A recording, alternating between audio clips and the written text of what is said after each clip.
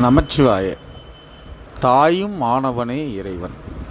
ஏன் அவனை நம் தாயும் ஆனவன் என்று சொல்வதற்கு பதிலாக தாயானவன் என்று சொல்லிவிடலாமே? ஏன் தாயும் ஆனவன் என்று சொல்கிறோம் என்றால், தாய் என்பவளுக்கு ஒரு எல்லை உண்டு. சில விஷயங்களில் தாயிடம் நாம் மறைக்க வேண்டிய விஷயங்களை மறைக்கத்தான் செய்வோம்.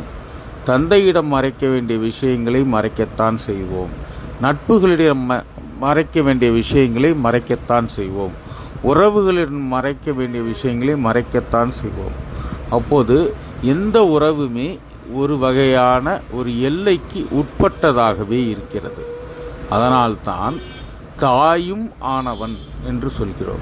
அதாவது இறைவன் எவ்வுறவாக நீங்கள் நினைத்தாலும் அவ்வுறவாக நம்மோடு என்றும் இருப்பவன் என்பதனை உணர்விப்பதற்காகவே தாயும் ஆனவன் என்று சொல்கிறார்கள். அதாவது தாய் அனைவருக்கும் பொதுவாக அனைத்து உயிர்களுக்கும் பேரன்போடு செய்யக்கூடிய ஒரு தன்மை உடையவள் என்றாலும், தாயிடத்தை கடந்து தந்தையினுடைய வீரம் போன்ற தன்மைகள் நம்முள் வெளிப்பட வேண்டும். அதனால் இறைவன் நட்புகளிடமிருந்து சில ஆறுதல், நட்புகளிடம் சில பகிரக்கூடிய விஷயங்கள் இருக்கும். ஆனால் தாயிடம் அனைத்தையும் பகிர முடியாது. அதனால் தாயும் ஆனவன், தந்தையும் ஆனவன், நட்பும் ஆனவன், எவ்வுயிர்க்கும் இயல்பானான் சாழலோ அப்படின்னு சொல்லி நம்ம திருவாசகத்தில் சொல்லியிருக்கோம். அதனால் இறைவன் தாயும் ஆனவன்.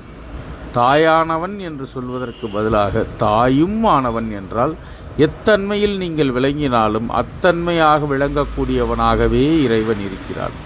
நமச்சிவாய வாழ்க. நாதன் தாள் வாழ்க.